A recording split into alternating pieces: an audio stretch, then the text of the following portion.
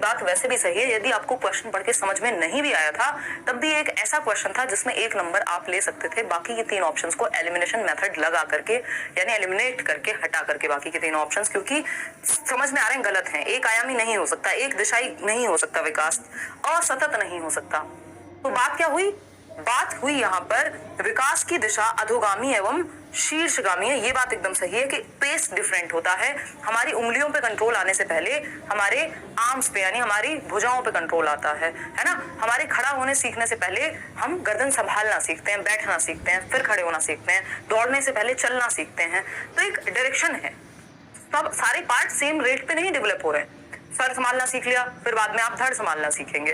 तो direction of development is proximal distal centre to periphery and cephalocaudal. इस पे एक क्वेश्चन वैसे भी हमेशा आता है, रिपीट होते हैं क्वेश्चन भर भर के, ठीक है ना। चलिए खैर अब एक बार हल्की सी नजर डालते हैं प्रॉक्सिमल डिस्टल एंड सेफेलोकॉर्डल पर, फिर हम नेक्स्ट क्वेश्चन पे मूव कर जाएंगे। ये क्वेश्चन बहुत बार आता है, अलग अलग तरीके से पूछा जाता है, इसमें फंसते भी बहुत हैं लोग। सेफेलोकॉर्डल, सेफेल का मतलब ही है खोपड़ी, कॉर्डल मतलब खोपड़ी क्या है? सेफेल आपकी स्वर से जुड़ी हुई, कॉर्ड से जुड़ी हुई, तो मतलब सर से नीचे की तरफ विकास जाएगा। इसको लंबवत या लॉन्गिट्यूडिनल दिशा भी कह देते हैं। लंबवत या लॉन्गिट्यूडिनल डायरेक्शन ऑफ डेवलपमेंट भी कह देते हैं। क्यों? क्योंकि पहले बच्चे ने सर पे कंट्रोल आया, फिर ये जो बीच वाला पार्ट है आपका बैठना सीखा, फिर पैरों पे कंट्रोल जाएगा तो हेड टू टो कह देते हैं, सिर से पैर की ओर लॉन्गिट्यूडिनल कह देते हैं।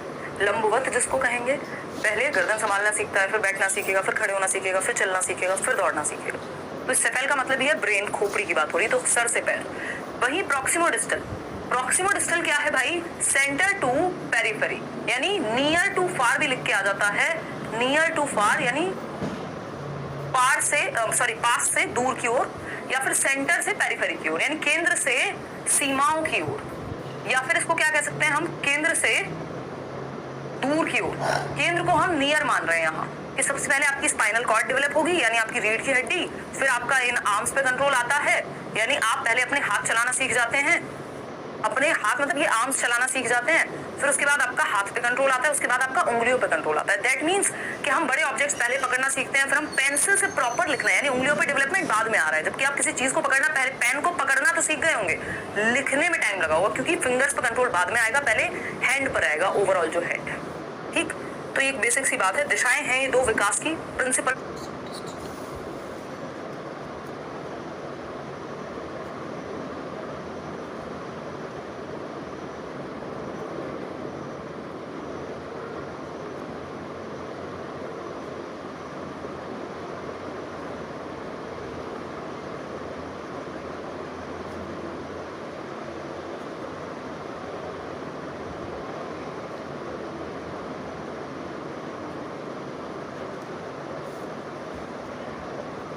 ऑफ डायरेक्शन के अंडर आती है प्रॉक्सिमो डिस्टल और सेफेलोकॉर्डल। क्वेश्चन नंबर 2 देखिएगा एक बार, ये क्या कहता है समझते हैं कहानी को। पोल में जवाब दीजिएगा कौन सा एक स्टेटमेंट करेक्ट है। नॉट करेक्ट नहीं पूछा है, करेक्ट है, यानी सही कौन सा एक स्टेटमेंट है ये हमसे पूछा है। फटाफट से बताइए, तब जाकर के हम बढ़ेंगे आगे। 1 नंबर का सवाल, आसान सवाल। आज का ये 30 नंबर का आप टेस्ट बिल्कुल मान करके चलें। हालांकि मैं इतने अच्छे से एक्सप्लेन कर दूंगी कि ये जो कॉन्सेप्ट्स हैं ये साथ में आपके क्लियर होते रहे, मजे मजे में हम लोग सीखते रहे, बहुत ज्यादा टेंशन ना लिए बिना। चलिए, बहुत ही बढ़िया। 94% लोग कह रहे हैं कि जी ए ऑप्शन सही है। बाकी के लोग क्या कह रहे हैं? बाकी के लोग कुछ नहीं कह रहे हैं, बाकी के लोग कह रहे हैं हमें नहीं पता। निशा तुम क्या कहती हो?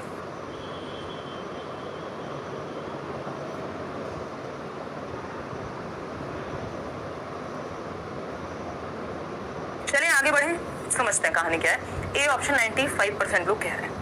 कौन सा एक स्टेटमेंट सही है? Children's development takes place in a socio cultural context, यानी सामाजिक सांस्कृतिक संदर्भ में या परिप्रेक्ष्य में बच्चों की विकास की प्रक्रिया वर्क करती है या कारगर है। बात सही है कि गलत है? ये बात हम बहुत बार डिस्कस कर चुके हैं कि childhood is a social construct, मतलब बच्चे का बचपन भी इस बात से तय होगा वो किस समाज, किस संस्कृति से आ रहा है। आपके घर का बचपन जो है आपके घर के बच्चे का, एक 11 साल का बच्चा खुद से काम करना तो छोड़िए, जो कि करना भी नहीं चाहिए, उसकी एज नहीं है, बट उसके बचपन में आप उसको दूध हाथ में दे रहे हैं और वहीं एक 11 साल का बच्चा आपको रास्ते पे बलून बेचता हुआ नजर आ जाएगा। दुर्भाग्य है ये, लेकिन उसके लिए बचपन कुछ और हो गया। तो सोशियो कल्चरल कॉन्टेक्स्ट हो गया, जो चाइल्डहुड की का संप्रत्य है या कॉन्सेप्ट है, वो सामाजिक इन्फेंसी है आपकी, है ना। ये 4 मुख्य स्टेजेस हैं विकास की। इन्फेंसी है, जिसको शैशवावस्था कह देते हैं, जन्म से 2 वर्ष। 1 नंबर का क्वेश्चन आ जाता है, मेरे साथ बोल सकते हो अगर पहले से पढ़ा हुआ है तब भी, घर में शोर मचाना शुरू कर दो। फिर आता है चाइल्डहुड, जिसको अर्ली चाइल्डहुड और लेटर चाइल्डहुड में डिवाइड कर लेते हैं। चाइल्डहुड, इसमें भी अर्ली और लेटर चाइल्डहुड। अर्ली चाइल्डहुड जिसको हम टॉय एज कहते हैं, 2 से 6 वर्ष। लेटर यानी उत्तर बाल्यावस्था 6 से 12 वर्ष। फिर आ जाता है एडोलेसेंस, इसको एडोलेसेंस 4 अवस्थाओं में, मैंने तीसरे में ही दोनों लिख दिए हैं इसलिए 3 नजर आ रहे हैं आपको, नहीं तो यही मुख्य अवस्थाएं हैं जो आपके विकास की अवस्थाएं। ठीक है जी, चलिए खैर, क्योंकि बाल विकास नहीं रहता फिर एडोलेसेंस के बाद, तो फिर वो ह्यूमन डेवलपमेंट में आ जाता है। Children's thinking is not influenced by social interactions, यानी जिस समाज और जिस संस्कृति में हम इंटरेक्ट कर रहे हैं उससे बच्चों के विकास पे कोई प्रभाव नहीं पड़ता। ये कहना एकदम गलत होगा। जिस समाज और संस्कृति में आप रह रहे हैं बच्चों के विकास पे उसका प्रभाव पड़ता है। वाइगोत्स्की भी साफ साफ कहते हैं। इतनी बात क्लियर है या कोई दिक्कत परेशानी है? बताइए। फिर आते हैं children's development is solely determined by genetics, यानी सिर्फ जेनेटिक्स। जेनेटिक्स मतलब आनुवंशिकता, मतलब हेरिडिटी। भाई सिर्फ हेरिडिटी से काम नहीं चलेगा। डेवलपमेंट किसका प्रोडक्ट है? हेरिडिटी इनटू एनवायरनमेंट, यानी विकास जो है वो प्रोडक्ट है, गुणनफल है किसका? वातावरण एवं आनुवंशिकता का, यानी हेरिडिटी एंड एनवायरनमेंट का प्रोडक्ट है डेवलपमेंट। आपको कितने भी अच्छे जीन्स मिले हैं, यदि एनवायरनमेंट खराब मिल गया, यदि एनवायरनमेंट से आपने गलत चीजें सीख ली, तो आप एक साइंटिस्ट बन सकते थे, अब आप वो धूम के चोर बन सकते हैं। मतलब जीन्स तो अच्छे मिले हैं लेकिन डायरेक्शन चेंज हो जाएगी पूरी।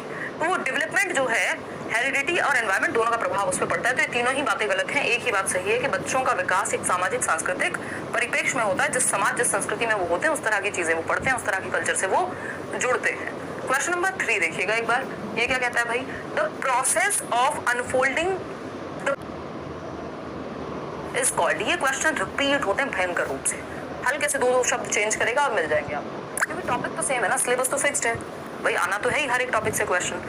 आनुवांशिक विन्यास की पूर्व निर्धारित रूप से प्रकट होने की प्रक्रिया, यानी अनफोल्डिंग ऑफ जेनेटिक कैरेक्टरिस्टिक्स, यानी जो आपके जीन्स में कोडेड हैं। जैसे कोडिंग होती है कंप्यूटर में, एक फोन में कुछ कोडिंग हुई होगी तभी आप कुछ टैप करते हैं तो अलार्म लगा पा रहे हैं, ये कर पा रहे हैं। इसी तरह से आपके जेनेटिक मेकअप में भी कोडिंग है, आपके बनने में एक कोडिंग है, और वो जो कोडिंग है वो समय के साथ अनफोल्ड होती है ना। आप जिस समय पैदा होते हैं आपको साइकिल चलाने के लिए नहीं दी जा सकती, क्यों? क्योंकि अभी आप उतने मैच्योर नहीं हैं, अभी जेनेटिक कैरेक्टरिस्टिक्स अनफोल्ड नहीं हुए हैं अभी तक। आपके पैरों में वो जान नहीं है कि आप खड़े हो जाएं तुरंत, हाथ पैर हैं। यानी समय के साथ आनुवांशिक कारकों का अनफोल्ड होना, बाहर निकल के आना, मैच्योरेशन यानी परिपक्वता कहा जाता है। ये हाईली रिलेटेड होती है हेरिडिटी से, यानी या फिर अगर हम बात कर रहे हैं लड़कों में दाढ़ी मूंछ का आना, या फिर अगर हम बात कर रहे हैं प्यूबर्टी हिट करने की, चाहे वो मेल्स हो फीमेल्स हो, वो सारे कैरेक्टरिस्टिक्स एक सर्टेन एज पर आ रहे हैं। इसका मतलब क्या हुआ? मैच्योरेशन के कारण आ रहे हैं। हेरिडिटी में वो कोडिंग है जो अनफोल्ड हो रही है समय के साथ। दांत भी निकलते हैं आपके, आप खुद से थोड़ी निकाल देते हैं खींच के, स्वयं निकलेंगे टाइम के हिसाब से कि इतने साल के हो गए, अब ये कैरेक्टरिस्टिक अनफोल्ड हो जाएगा। इस पर ट्रेनिंग का बहुत ज्यादा प्रभाव नहीं पड़ता, बट गलत ट्रेनिंग से नेगेटिव प्रभाव जरूर पड़ सकता है। अडेप्टेशन, लर्निंग, सोशलाइजेशन, ये बातें यहाँ काम नहीं आएंगी क्योंकि ये बिल्कुल टू द पॉइंट क्वेश्चन है। इसमें मैं और आप कुछ नहीं कर सकते। ये वैसा ही है जैसे कोई संज्ञा की परिभाषा पूछे, इसको चेंज नहीं किया जा सकता। तो हम ये कहें कि अरे इसमें अडेप्टेशन क्यों नहीं हो सकता, क्योंकि जेनेटिक डिस्पोजिशन जो टाइम के साथ अनफोल्ड हो, ये बाय डेफिनेशन मैच्योरेशन का ही उदाहरण है। ठीक है ना? बहुत अच्छे समझ में आता है, बस रियाज अच्छे से ही समझ में आना चाहिए। इसीलिए इतनी कहानियां मैं एक क्वेश्चन पे पूरा घुमा करके अच्छे से एक्सप्लेन करती हूँ, ताकि उसके आसपास की बात भी समझ आ सके। और ये क्वेश्चन जैसे ही थोड़ा सा लैंग्वेज चेंज हो, आप ना घबरा जाएं, आपके कॉन्सेप्ट्स क्लियर होने चाहिए।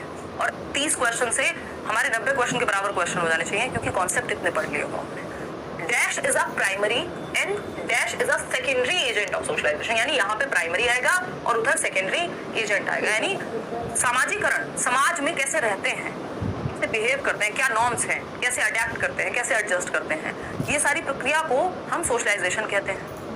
अब मनुष्य एक सामाजिक प्राणी है, समाज में रहना सीखेगा, उस प्रक्रिया को सामाजिकरण की प्रक्रिया कह रहे हैं। एक प्राइमरी सोशलाइजेशन का एजेंट है, यानी एक वाहक है जो प्राथमिक कहा जाता है सामाजिकरण की प्रक्रिया को सिखाने के लिए, और दूसरा वाहक है जिसको हम गौड़ वाहक कहते हैं।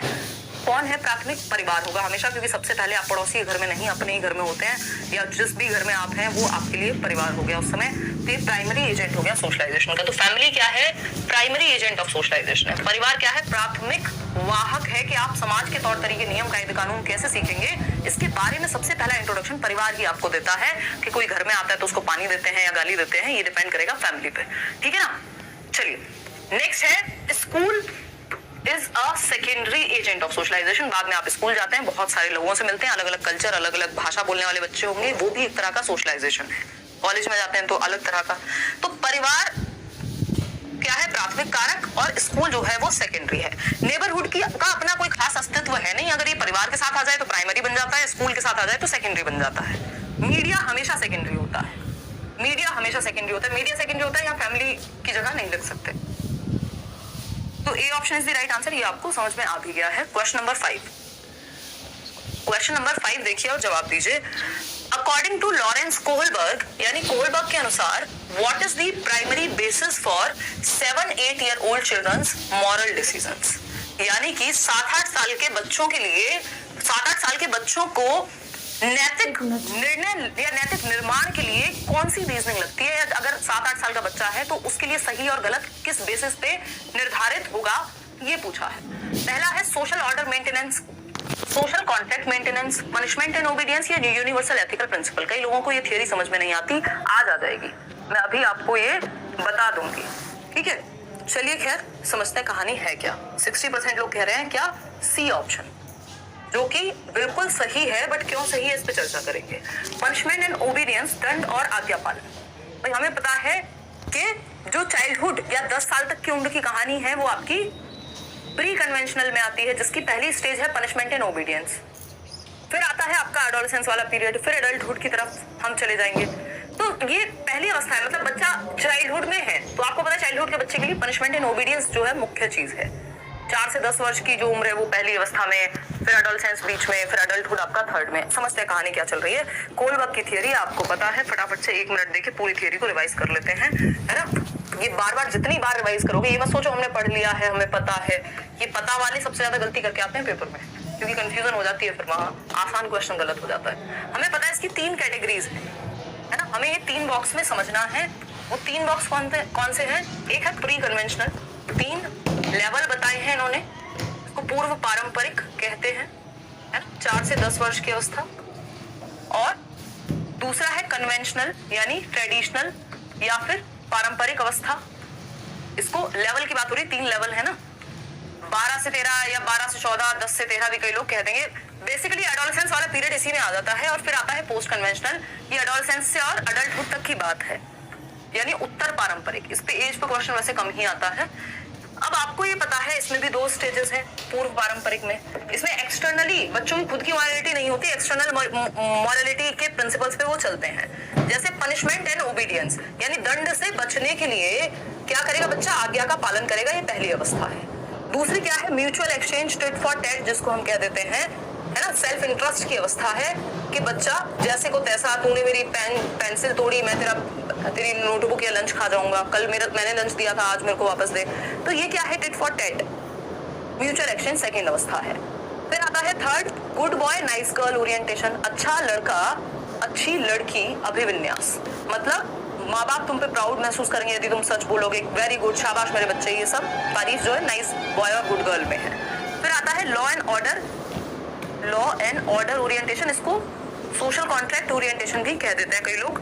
इसमें होता है रूल्स आर रूल्स, जो समाज ने नियम बना दिए वो फाइनल है, उनमें परिवर्तन नहीं हो सकता। फिर आपका आता है सोशल ऑर्डर मेंटेनिंग, नहीं है इसका नाम है सोशल ऑर्डर मेंटेनिंग इसको कहते हैं, और इसको कहते हैं social contract orientation and individual rights. पूरा नाम जो है सोशल कॉन्ट्रैक्ट ओरिएंटेशन या इंडिविजुअल राइट्स। अभी मैं सोशल कॉन्ट्रैक्ट नहीं लिख रही हूँ ताकि आपको इंडिविजुअल राइट्स वाली बात याद रहे, क्योंकि यहाँ पे महत्वपूर्ण यही है कि समाज में नियम है लेकिन इंडिविजुअल के भी राइट्स हैं, जरूरत पड़ी तो नियमों को बदला जा सकता है, ये एक बात है। लास्ट है यूनिवर्सल एथिकल प्रिंसिपल, यानी पूरी दुनिया से लड़ जाएंगे आप यदि आपके जो एथिक्स हैं, आपके जो प्रिंसिपल्स हैं, इसमें महात्मा गांधी, भगत सिंह, बड़ी मतलब बहुत ज्यादा बड़े वर्ग के लिए या ह्यूमैनिटी के लिए आप सबसे लड़ने को तैयार हो जाएंगे। इंडिविजुअल राइट्स में क्या है कि नियमों को बदला जा सकता है। भाई रेड लाइट पे अगर किसी की तबीयत खराब है तो वो जंप की जाती है एक्सेप्शन में, या एम्बुलेंस है तो उसका जाना गलत नहीं है। ये क्या हुआ, individual rights and social contract की बात हो गई कि यदि जरूरत पड़े तो वो नियमों में बदलाव संभव है। लेकिन एक बड़े मुद्दे के लिए जब आप लड़ रहे हैं अकेले, तो जैसे आजादी, तो यूनिवर्सल एथिकल प्रिंसिपल्स हो गया। फिर यहाँ पे आपके खुद के एथिक्स होते हैं जो वर्क करते हैं। तो ये 3 लेवल्स थे। आगे बढ़ेंगे नेक्स्ट क्वेश्चन पे। नेक्स्ट क्वेश्चन क्या है? नेक्स्ट क्वेश्चन है क्वेश्चन नंबर 6। देखिएगा, ये कहता है seriation in Jean Piaget's theory refers to, यानी जो सीरिएशन है पियाजे की थियरी में, यानी पियाजे के सिद्धांत में क्रमबद्धता जो है वो किस संदर्भ में प्रयोग हुआ है। सीरिएशन वर्ड में आता है, कोई बताना चाहेगा लिख करके? फटाफट से बताइए, सीरिएशन कहाँ आता है? जल्दी बताइए, लाइक शेयर करिए मत करिए बट आंसर जरूर करिए, बताइए।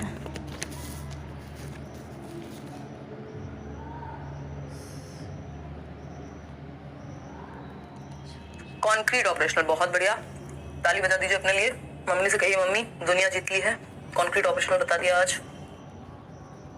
7 से 11 वर्ष, मूर्त संक्रियात्मक अवस्था, CCS बताया था आपको, चौधरी चरण सिंह यूनिवर्सिटी नहीं। निमोनिक बताया था, कौन सा? कंजर्वेशन, क्लासिफिकेशन और सीरिएशन, ये तीनों गुण कॉन्क्रीट ऑपरेशनल में आ जाते हैं। हालांकि जो सबसे बेसिक बात है कि सबसे पहले जो वो शुरू कर देता है किसी एक कैरेक्टरिस्टिक के बेसिस पे सीरीज में लगाना, वो प्री ऑपरेशन में शुरू हो जाता है। लेकिन वो वहां से आपसे इस तरह से क्वेश्चन कभी पूछेगा नहीं, क्योंकि दुश्मनी नहीं है आपकी। अदरवाइज फिर भी आप एक्स्ट्रा में मैंने बता दिया है, ध्यान रख सकते हैं कि एक सिंगल, मतलब मान लो सिर्फ हाइट के बेस पे ही लगाना है, तो वो इसकी शुरुआत, ये वाले सीरिएशन की शुरुआत प्री ऑपरेशनल में ही हो जाती है। लेकिन प्रॉपर सीरिएशन अचीव आपका CCS जो है ये कॉन्क्रीट ऑपरेशनल में ही होता है। तो seriation in Jean's Piaget's theory refers to the ability to order objects based on one dimension, for example length, यानी लेंथ के आधार पे, लंबाई के आधार पर एक डायमेंशन को ध्यान में रखते हुए आप सीरीज में लगा पा रहे हैं। यानी ये हाइट में छोटा है, इससे बड़ा हाइट में ये मार्कर है, फिर सबसे बड़ा ये पेन है। तो ये क्या हुआ, सीरीज में लगाना सीख लिया आपने। या फिर कलर के आधार पे आपने बांटना सीख लिया। आधार पे मतलब सीरीज में यही होता है, बढ़ते क्रम में, और वो क्लासिफिकेशन में चला जाएगा जो कलर के आधार वाली बात मैं कर रही हूँ। यहाँ लेंथ वाइज रहेंगी चीजें, असेंडिंग डिसेंडिंग ऑर्डर में लगाना, ठीक है। तो ये बात तो एकदम सही है। द एबिलिटी, और वो भी मैंने आपको क्लासिफिकेशन का ही एग्जांपल दिया था कि प्रॉपर जो कई डायमेंशंस के आधार पे क्लासिफाई करना, वो कॉन्क्रीट में आता है। शुरुआत जो है उस क्लासिफिकेशन की वो हो जाती है प्री ऑपरेशनल में ही। सीरिएशन यहीं पे आएगा। तो ये ध्यान रखने वाली बात है कि अगर एक नंबर में पूछ रहा है तो आंसर इसका यही है, लेकिन शुरुआत पहले हो जाती है। तो इनकेस कभी आपको लगे कि कॉन्क्रीट ऑपरेशनल ऑप्शन में ही नहीं है, तब आप जा सकते हैं। The ability to take the perspective of others, दूसरों के परिप्रेक्ष्य को समझना, इसको कहते हैं कि अब बच्चे के अंदर ईगोसेंट्रिज्म जा रहा है, डिसेंट्रेशन आ गया है। Narrative form of thinking as used in story telling आ जाएगा। तो A option is the right answer. आगे बढ़ेंगे, क्योंकि हमसे सीरिएशन पूछा था, ये क्लासिफिकेशन का एक उदाहरण है और सीरिएशन का भी है ना, दोनों का उदाहरण मैंने एक साथ दे दिया है। सीरिएशन कैसे है, ये सबसे छोटा, फिर इससे बड़ा, फिर सबसे बड़ा, मतलब ये असेंडिंग ऑर्डर हो गया। अपवर्ती और अनुवर्ती क्रम होता था ना हिंदी में, तो असेंडिंग ऑर्डर में लगा दिया इसको। यहाँ पे हम देख रहे हैं इस साइड से अगर देखोगे तो यही डिसेंडिंग ऑर्डर में हमें नजर आ रहा है। सबसे बड़ा जो आपका स्क्वायर शेप है, फिर उससे छोटा, फिर सबसे छोटा। तो ये असेंडिंग डिसेंडिंग ऑर्डर में सीरीज में लगा दिया आपने, क्रम में लगा दिया, बेसिकली क्रमबद्धता कहेंगे इसको। सीरिएशन हो गया।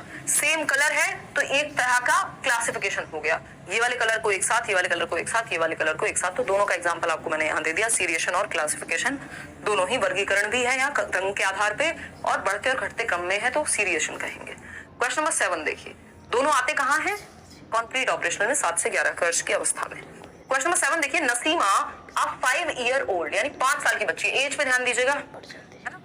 नसीमा एक 5 साल की बच्ची है, is certain that rolling out a ball of clay into a snake creates more clay.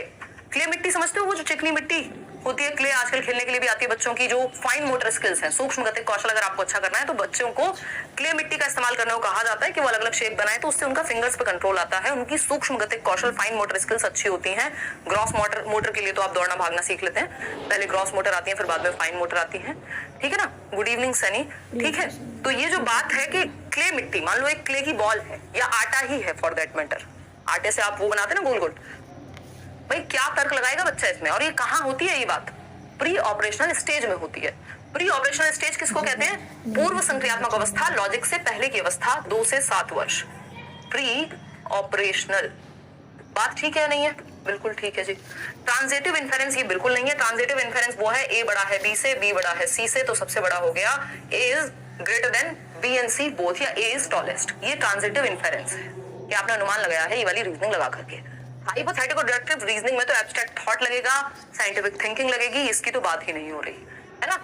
तो हम ये कहेंगे कि बच्चा जो है उसकी जो रीजनिंग है वो सेंटर्ड है, सेंट्रेशन है बच्चे में। अभी क्या है? सेंट्रेशन है बच्चे में। पढ़ते हैं फिर से। 5 वर्षीय नसीमा को यह लगता है कि चिकनी मिट्टी के गोले को यदि दबाकर एक सांप के रूप में परिवर्तित करें तो चिकनी मिट्टी बढ़ जाती है। जीन पियाजे के अनुसार उसकी इस सोच के पीछे कौन सा तर्क है? बताइए।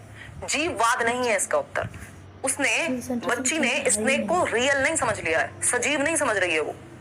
यहाँ पे सेंट्रेशन है, सेंट्रेशन इसका उत्तर है। क्यों?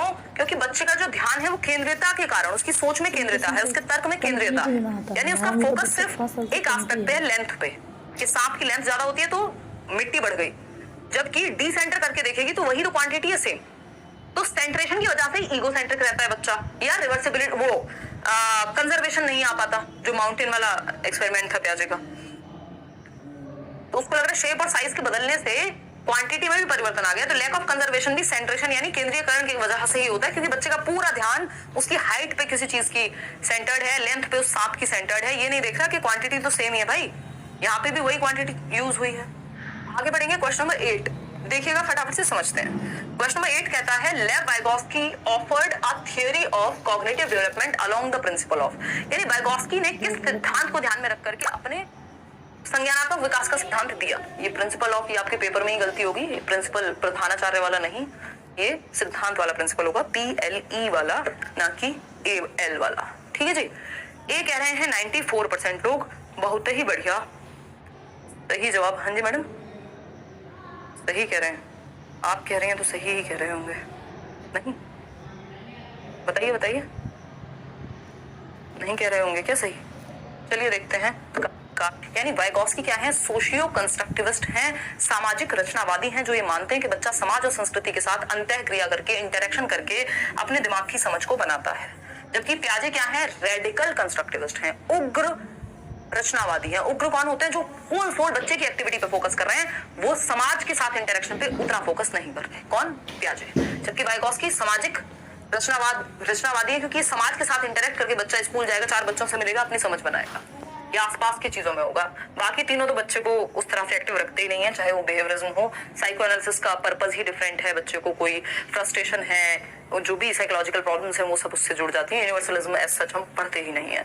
क्वेश्चन नंबर 9 देखिएगा, क्या है क्वेश्चन नंबर 9 और जवाब दीजिएगा। मिडिल चाइल्डहुड की एज अर्ली चाइल्डहुड और लेटर चाइल्डहुड दोनों के बीच से निकलती है। आप कुछ हद तक ये कह सकते हो कि लेटर चाइल्डहुड वाली एज मिडिल चाइल्डहुड में मिल जाती है। फॉर एग्जाम्पल, भाई अर्ली चाइल्डहुड होता है 2 से 6 वर्ष, लेटर चाइल्डहुड होता है 6 से 12 वर्ष, दोनों के बीच से निकाल लो 5 से 7 वर्ष, 5 से 8 वर्ष, ये आ जाती है मिडिल चाइल्डहुड निकल के। अलग से मिडिल चाइल्डहुड एनसीईआरटी वगैरह नहीं देते, बट वहीं से निकाल लेनी है। और रेयर ही कभी क्वेश्चन आता है, सीटेट में तो कभी रेयर ही आएगा।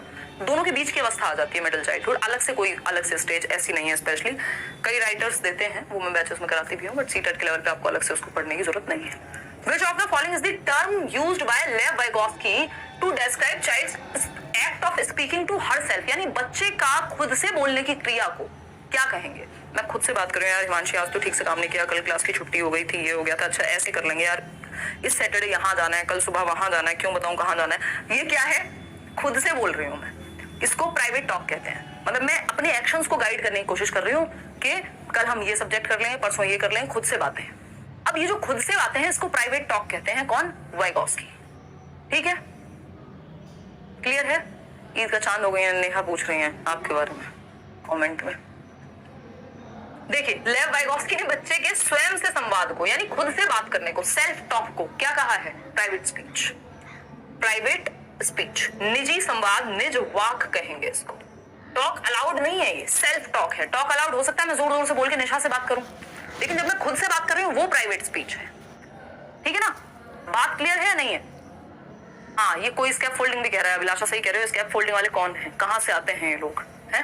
स्कैप फोल्डिंग होता है टेम्परेरी हेल्प। अभी कल परसों हम बैच में पढ़ भी रहे थे ना, कल तो क्लास नहीं हुई खैर, और आज भी नहीं हुई है, फ्राइडे नहीं मंडे पढ़ रहे थे। टेम्परेरी हेल्प होती है स्कैप फोल्डिंग। स्कैप फोल्डिंग खुद से बात करना नहीं होता है। स्कैप फोल्डिंग खुद से बात करके आप खुद को दे रहे होंगे, वो एक डिफरेंट कहानी हो गई, ठीक है ना।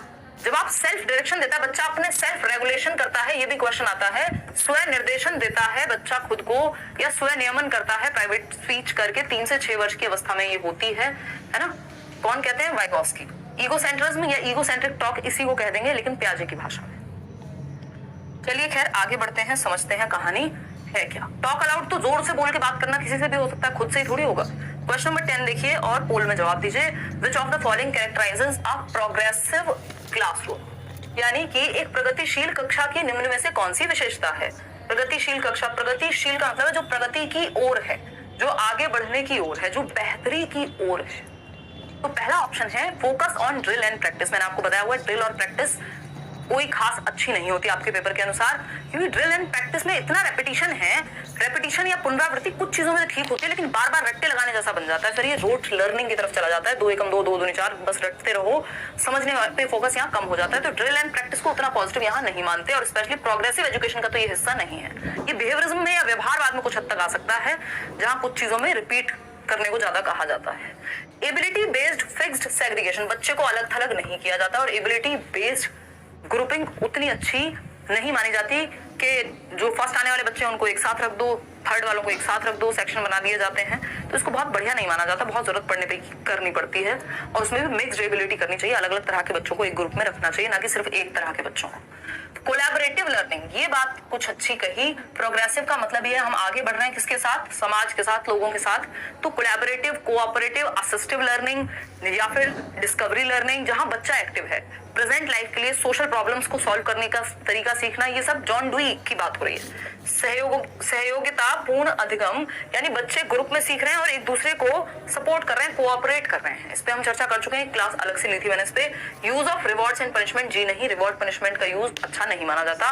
चाइल्ड सेंटर्ड अप्रोच में हमने ये बात पढ़ी थी, आपको याद होगा, प्रोग्रेसिव एजुकेशन की बात जब की थी 2-4 क्लास पहले यूट्यूब पे क्वेश्चंस किए थे। चलिए खैर आगे बढ़ते हैं क्वेश्चन नंबर 11 पर। क्या कहता है क्वेश्चन नंबर 11? क्वेश्चन नंबर 11 कहता है a child has the ability to understand the intentions and desires of others, यानी एक बच्चे में क्षमता है कि वो दूसरों की इच्छाओं को, दूसरों की इंटेंशंस को, कि कोई व्यक्ति आपको पागल बनाने की इंटेंशन से आ रहा है, ये आप समझ पाए। आज बहुत मस्का लग रहा है जब आप पिताजी को या माताजी को बहुत ही एकदम बुनाया था, नया फोन लेना था, ये वो दुनिया भर की बातें। तो ये क्या, आप दूसरों के इंटेंशन और डिजायर्स को यदि समझने में अच्छे हैं तो ये इंटरपर्सनल इंटेलिजेंस है, ठीक है ना। इंटरपर्सनल इंटेलिजेंस है। निशा ये अक्सर करती है, इसलिए उसको बहुत हंसी आ रही है। तो अंतराव्यक्तिक बुद्धि, अंतःव्यक्तिक होती है स्वयं को जानने वाली। हिंदी में इसकी गड़बड़ होती रहती है, इसमें राइटिंग मिस्टेक होती रहती है, लोग कभी अंतर लिख देते हैं, कभी अंतः लिख देते हैं, बट इंग्लिश में इसको जरूर देख लीजिएगा, ठीक है ना बात। मैम ऐड आ रहा है, जी लेने दो यार, यूट्यूब को कुछ तो कमा लेने दो, और कुछ हम तक भी आ जाने दो, हैं? देखो एक बार, तो अगर हम बात करें इंटरपर्सनल इंटेलिजेंस की, यानी अदर्स की मोटिवेशंस, अदर्स के इंटेंशंस, अदर्स की डिजायर, अगर सेल्फ, खुद की डिजायर्स, खुद के मोटिवेशन को समझने वाली बात होती तो इंट्रा पर्सनल हो जाता। इंट्रा का मतलब ये होता है सेल्फ, इंटर का मतलब 2 या 2 से अधिक। इंटर स्टेट बसेस चलती हैं, इंटरनेशनल फ्लाइट्स चलती हैं, इंटर का मतलब ये 2 या 2 से अधिक। जैसे इंटरनेट है इवन, तो सब जगह पे है। एक इंट्रानेट होता है, कभी पढ़ा हो।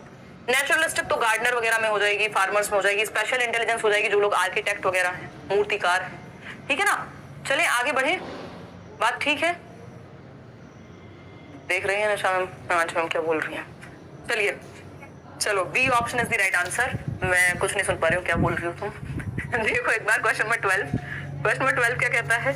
एनपीई की बात हुई है, नेशनल एजुकेशन पॉलिसी 2020 की। Which of the following statements is proposed in NPE 2020, यानी कि राष्ट्रीय शिक्षा नीति 2020 में निम्न में से कौन सा कथन प्रस्तावित है? बताइए कौन सा कथन प्रस्तावित है? Being educated in one's mother tongue is detrimental to educational and technological advancements. अब कुछ लोग इतनी जल्दी में रहते हैं, उनको हर चीज का शॉर्टकट चाहिए। अब वो मदर टंग तो पढ़ के ही सही लगा देंगे उत्तर को कि मदर टंग की बात हो रही है, सही है बात। जबकि मदर टंग का नेक्स्ट ही वर्ड लिखा हुआ है डेट्रीमेंटल। डेट्रीमेंटल होता है रुकावट है। तो अपनी मातृभाषा में शिक्षित होना शैक्षिक और प्रौद्योगिक उन्नति में बाधक है, डेट्रीमेंटल नहीं हो सकता। मदर टंग का यूज कभी भी ये आपको आगे बढ़ाने के लिए अच्छा है, रुकावट नहीं है। तो इसलिए आपको पूरा पढ़ के समझना जरूरी है सीडीपी में लैंग्वेज को। फिर आता है B option, schools should encourage children to learn and speak English as their first language. क्यों भाई इंग्लिश क्यों होनी चाहिए फर्स्ट लैंग्वेज? हमेशा हम कहेंगे मदर टंग होनी चाहिए, मातृभाषा बच्चे की, है ना? तो ये बात भी गलत होगी। फिर आता है multilingualism has great cognitive benefits for young children. ये बात सही है और ये इस बार जो अभी 2023 में पेपर हुआ उनमें भी रिपीट हुआ है, जबकि 2022 वाला एक सेट में आपको करा रही हूँ अभी, भरपूर रिपीट होते हैं क्वेश्चंस। इसलिए कह रही हूँ कि सिर्फ प्रीवियस ईयर अच्छे से कर लिया आपने पिछले 2 साल का भी तो काम बन गया। बाल विद्यार्थियों के लिए बहुभाषी होने के उच्च संज्ञानात्मक लाभ है। ये रिसर्च भी कहती है कि जिन लोगों को 2 या 2 से अधिक भाषाएं आती हैं, या वो क्लासरूम जो मल्टीलिंगुअल है, जहां कई भाषाएं बोलने वाले बच्चे हैं, एक दूसरे से बहुत कुछ सीखेंगे और समझ भी उनकी बेहतर होगी, संज्ञानात्मक क्षमता उनकी बेहतर होगी। फिर आता है D option, bilingual approach confuses students and hampers learning. ये बात जो है गलत है कि द्विभाषीय उपागम विद्यार्थियों में उलझन पैदा करता है। ये बात गलत है। हम बाधा की तरह नहीं देखते, एक संसाधन की तरह देखते हैं बहुभाषिता को। मल्टीलिंगुअलिज्म इज अ रिसोर्स, यानी बहुभाषिकता एक संसाधन है। ये आपके हिंदी और इंग्लिश की पेडागोजी में एक टॉपिक भी है, ठीक है ना? हाँ, ये बात बिल्कुल सही कह रहे हैं तालेब कह रहे हैं कि भाई लोग और भाई लोगों की बहनों लाइक भी कर दिया करो। कितनी प्यारी बात है। इतनी चिंता आपने की है पढ़ाई की या किसी और चीज की, जितनी तालेब ने आज लाइक की है, बहुत बढ़िया तालेब, है ना? समझ नहीं आ रहा कि मजाक उड़ा रही हूँ, तारीफ कर रही हूँ। ऐसी ही तारीफ करनी चाहिए, मजाक नहीं उड़ा रही हूँ, तारीफ कर रही हूँ। देखिए ये बहुत ही प्यारा सा क्वेश्चन 1 नंबर में आना ही है। जेंडर पे मैं करा भी चुकी हूँ टॉपिक आपके यूट्यूब पे भी, देखिएगा। क्वेश्चन नंबर 13 क्या कहता है भाई, जेंडर रोल्स यानी जेंडर भूमिकाएं या लिंग भूमिकाएं, हिंदी में कुछ भी लिख सकता है, दोनों ही। Gender roles are learned behaviour, innate behaviour, biological constructions या जेनेटिकली डिटरमिन्ड कंस्ट्रक्शंस। मतलब क्या है बताइए? ये कैसी तारीफ है दीक्षा कह रही है। देखिए एक बार पीआरटी बैच में एडमिशन रीओपन करा दीजिए, हो जाएगा नन्नी। शायद डेट भी डिसाइड हो गई है, 1 हफ्ते बाद हो जाएगा, 1 जुलाई के आसपास हो जाएगा। नीट प्लस यू में और पेडागोजी स्पेशल दोनों ही बैचेस में आप लोगों की भयंकर डिमांड आ रही है, उसमें एडमिशन क्लोज हो गए थे। चलिए बहुत बढ़िया, जय बजरंग। ठीक है जी, और बताइए। कह रहे हैं मेरा नीट क्वालिफाई हो गया सीटेट पढ़ के। हाँ, चलिए बहुत बढ़िया, कांग्रेचुलेशन। देखिए जेंडर रोल्स क्या है? बायोलॉजिकल डिस्पोजिशंस हैं। ये कौन से अच्छे पदार्थ का सेवन आप कर रहे हैं कि आप इसका जवाब सी ऑप्शन दे रहे हैं? कैसे? मैं कहाँ, मतलब उठा ले रे देवा वाली स्थिति आ गई है। पानी चुल्लू भर कहीं से ढूंढ लो यार, है शर्म नहीं आती है? जेंडर लिखा है भाई, सेक्स नहीं लिखा है। सेक्स लिखा होता तब तो बायोलॉजिकल कंस्ट्रक्शन कहते कि महिला और पुरुष अलग तरीके से बने हैं, उनमें महिलाएं बच्चों को जन्म देती हैं, पुरुष में कुछ और होगा। मतलब ये जैविक विशेषताओं की बात हो रही है। सेक्स तो लिखा हो तब तो बायोलॉजिकल कंस्ट्रक्ट लिखोगे, हैं? जेंडर को कैसे बायोलॉजिकल कंस्ट्रक्ट कह दोगे भाई? ये तो गड़बड़ हो गई। Gender as a social construct, कभी सिलेबस उठा के पढ़ना सीटेट का, ये टॉपिक भी है आपका। लिंग एक सामाजिक रचना के रूप में समाज ने बनाया है जेंडर रोल्स को, है ना? तभी हम देख रहे हैं इतना जेंडर बायसनेस और जेंडर स्टीरियोटाइप है, क्योंकि आधे लोग तो अभी भी यही कह रहे हैं कि बायोलॉजिकल कंस्ट्रक्ट है जेंडर, जो कि समाज ने बनाया है। झाड़ू महिलाएं अच्छी लगाएंगी, ये किसने लिखा है? समाज ने बनाया है। तो लर्नेड बिहेवियर है जेंडर, कोई बायोलॉजिकल बिहेवियर नहीं है या बायोलॉजिकल कॉन्सेप्ट नहीं है जेंडर रोल्स। जो सेक्स है वो बायोलॉजिकल है, जेंडर समाज ने बनाया है। किसने पढ़ा दिया आपको? देखो लर्नेड बिहेवियर है, तो A option should be the right answer, ना कि सी, है ना? नींद में जवाब नहीं देना, जल्दीबाजी में पढ़ के जवाब देना है, ठीक है नवीन? चलिए जेनेटिकली डिटरमिन्ड, अगेन सेक्स हो गया वो तो, ठीक है ना? बायोलॉजिकल कंस्ट्रक्शन भी सेक्स हो गया। इनेट बिहेवियर क्या होता है? इनेट बिहेवियर होते हैं आपके जो आपको जेनेटिक्स से मिल गया, आपके जीन्स से। जैसे मेरा टेम्परामेंट हो सकता है भाई, स्वभाव, मेरे माताजी पिताजी को जल्दी गुस्सा आता हो, वो थोड़ा सा टेम्परामेंट मेरे अंदर भी आ गया हो सकता है आईक्यू जो है वो कुछ हद तक हेरिडिटी से ज्यादा प्रभावित होगा, आएगा स्ट्राइकर, है ना? तो इनेट बिहेवियर, या फिर इनेट बिहेवियर और क्या हो सकता है? या सकता है कि बच्चे को आप कोई ट्रेनिंग नहीं देते हैं कि दूध पीने की, वो गर्भ से ही वो सकिंग का जो स्कीमा कह लीजिए एक तरह से, वो इनेट बिहेवियर है कुछ हद तक। वो बस हल्का सा उसको पुश करो, वो अपने आप सीख जाता है माता से दुग्ध पान करना, ठीक है ना? फीडिंग जो है, आप ब्रेस्ट फीडिंग सिखा नहीं रहे बच्चे को, वो इनेट बिहेवियर जैसा ही है। तो ये, लेकिन जेंडर क्या है? लर्नेड बिहेवियर है कि समाज में लड़कियां ऐसे रहती हैं, लड़के वैसे रहते हैं, लड़कियां ये काम करती हैं, लड़के वो काम करते हैं। ये समाज ने सिखाया है, ये लर्नेड बिहेवियर है। ये अधिग्रहित व्यवहार है जिसका अधिग्रहण किया है आपने दुनिया में आकर के। कोई भी नाम नहीं लिखा था किसी भी काम पे। ऐसी गड़बड़ नहीं करनी है। जब सेक्स लिखा हो तब बायोलॉजिकल कंस्ट्रक्ट कहना है, या इनेट भी आप तब कहोगे। इनेट सही शब्द नहीं होगा, उसके लिए बायोलॉजिकल ही होगा। क्वेश्चन नंबर 14 देखिए फटाफट से। आज हम थोड़ा स्लो चल रहे हैं बट डीप में चल रहे हैं, प्रॉपर्ली समझ के चल रहे हैं। और ऐसी हरकतें मत करो यार, आंसू आगे मेरे। शिक्षा शास्त्रों को इसके अनुसार ठीक, छात्रों को सही बात। छात्रों किसी विषय कोई कह रहा नींद आ रही है इसलिए गलत हो गया। नींद आ रही है, कोई बात नहीं, सो जाओ। कल किसी ना किसी फॉर्म में आकलन करते रहते हैं कि कितना सीखा, कैसे सीखा, कितना सीखना बाकी है। कॉम्प्रिहेंसिव होता है करिकुलर एंड को करिकुलर दोनों पक्षों को, यानी शैक्षिक पढ़ाई लिखाई, पेपर पेंसिल टेस्ट वगैरह, और सह शैक्षिक मेहंदी लगाने में कैसा है, फुटबॉल खेलने में कैसा है, सिंगिंग में कैसा है, बाकी सारे एस्पेक्ट्स करिकुलर को करिकुलर दोनों आ जाते हैं कॉम्प्रिहेंसिव में। ठीक है ना। तो ये बात आती है कॉन्टिन्यूअस एंड कॉम्प्रिहेंसिव इवैल्यूएशन के अंदर। कौन सी बात सही है? कंपेयर करने के लिए कभी भी कोई भी आकलन नहीं होता कि एक बच्चा है ए, दूसरा बच्चा है बी, तुम बी से अच्छे हो, तुम सी से अच्छे हो, शर्मा जी का बच्चा फर्स्ट आया, वर्मा जी का बच्चा ये आया। कंपेयर नहीं करना बच्चे को आपको, ये सबसे नेगेटिव बात है। ठीक है। To assess children's understanding and modify the curriculum and pedagogy for students, यानी बच्चे की समझ का आकलन और अपने पेडागोजी में, पेडागोजी क्या है? जिस तरह से आप पढ़ाते हैं, आपके टीचिंग के फंड है एज अ टीचर, या फिर आपका वे ऑफ टीचिंग, आपकी साइंस ऑफ टीचिंग, आपकी art of teaching, pedagogical ways में, उस पेडागोजी में परिवर्तन कर पाएंगे आप बच्चे का आकलन करके कि बच्चे को समझने में कहां दिक्कत आ रही है। अभी जेंडर वाला जो क्वेश्चन था वो 30 सेकंड का भी क्वेश्चन नहीं था, आप लोगों ने 50% से ज्यादा लोगों ने गलत आंसर दे दिया। तो मेरी मजबूरी हो गई कि उसमें मैं 1 घंटे तक ज्ञान दूं, मतलब थोड़ा उसको एक्सप्लेन करूं। इसका मतलब क्या हुआ? मैं अपनी पेडागोजी में चेंज करूंगी। जैसे ही मैं आकलन हुआ पोल के माध्यम से कि आप गड़बड़ कर रहे हैं, तो मेरे पास फीडबैक आ गया कि अब मैं आपकी अंडरस्टैंडिंग को समझते हुए करिकुलम की जो पेडागोजी या मेथड है अपना, उसको मॉडिफाई कर लूं। इसलिए पोल हो गया जरूरी। तो ये बात तो एकदम सही है, सीसी इसीलिए लाया गया कि फीडबैक दिया जा सके और बेहतर किया जा सके लर्निंग को, आप जान सके बच्चों को कितना आता है और कैसे उसको बेहतर करेंगे। रैंक करने के लिए, लेबल करने के लिए, पास और फेल का ठप्पा लगाने के लिए इसलिए नहीं होता आकलन। तो बाकी के ऑप्शन सारे नेगेटिव हैं, सिर्फ B option is the right answer. Question number 15 देखिए क्या कहता है। क्वेश्चन नंबर 15 थोड़ा सा बड़ा क्वेश्चन है बट आप जवाब दे पाएंगे। Before deciding an assessment method, यानी आकलन का तरीका निर्धारित करने से पहले, डिसाइड करने से पहले कि किस मेथड से असेसमेंट होगा। पेपर पेंसिल पे लेंगे, ओरल क्वेश्चन पूछेंगे, कोई और एक्टिविटी करा के जांचेंगे बच्चे को। ये सब डिसाइड करने से पहले what all should the teacher keep in mind, यानी टीचर को किन बातों को अपने दिमाग में रखना चाहिए, बताइएगा। पहला ऑप्शन है who is going to use the results beside me, यानी मेरे अलावा ये जो रिजल्ट्स आएंगे इनको कौन कौन यूज करने वाला है। प्रिंसिपल देखेंगे, बच्चे को बच्चे के पेरेंट्स देखेंगे, कौन देखेंगे? बात तो सही है। फिर आते हैं what is the best way to find out learning curves of individual students. Learning curves क्या होते हैं कि बच्चा किस चीज को स्लो सीखता है, धीमे सीखता है, सबसे जल्दी कब सीखता है, जांचना कि कितने समय में कितनी चीज बच्चा सीखता है। ये लर्निंग कर्व है। किसने दिया था? हरमन एबिंगहॉस। फिर आता है which method would help me to reflect on my pedagogy as a teacher, मेरे मेथड्स में कोई पंगा तो नहीं है, कोई गड़बड़ तो नहीं है, कौन से मेथड्स अच्छे हैं उन पे मैं प्रकाश डाल पाऊंगी। ऐसे मेथड मुझे असेसमेंट के लिए लेके आने ताकि मुझे भी पता लग सके कितने % लोग गलत उत्तर दे रहे हैं, इसका मतलब यहाँ गड़बड़ है, या ये तरीके से मेरे को इस तरीके से इस चीज को समझाना है या दोबारा समझाने की जरूरत है। Which method would help to label and segregate students, ये बात एकदम गड़बड़ हो जाएगी।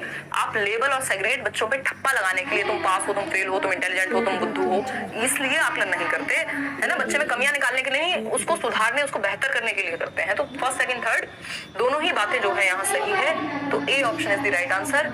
आप में से 52% लोग सही उत्तर दे रहे हैं। अच्छा, एक और चीज, इसी क्वेश्चन को ऑप्शन चेंज करके पूछा गया था 2022 वाले पेपर में, जनवरी 2022, मतलब जो इससे पिछले साल वाला ऑनलाइन का एग्जाम था। अब उसमें ऑप्शन में सेकंड और थर्ड का ऑप्शन था। अब सेकंड और थर्ड का ऑप्शन है तो सिर्फ सेकंड और थर्ड को चूज कर लीजिएगा। उसका रीजन है, फिर फर्स्ट सेकंड थर्ड का नहीं देगा आपको ऑप्शन, है ना। उसका रीजन है कि इस बात को आप फिर भी हटा सकते हो कि ये आपका बहुत ज्यादा टेंशन वाला मुद्दा नहीं है कि आपके अलावा कौन यूज करेगा उस टेस्ट को। अगर ये बात कंसिडर की जा रही है तो कर सकते हो, कोई दिक्कत नहीं है उस बात पे। लेकिन अगर फर्स्ट सेकंड थर्ड तीनों का ऑप्शन एक साथ नहीं है तो सेकंड और थर्ड को चूज कर लोगे। मतलब क्या हुआ, जो बेस्ट ऑप्शंस होते हैं उनको चूज किया जाता है। डिपेंड करता है ऑप्शंस के ऊपर। कई बार पेडागोजी में चारों ऑप्शन सही हो सकते हैं। ठीक है ना। चलिए आगे बढ़ते हैं।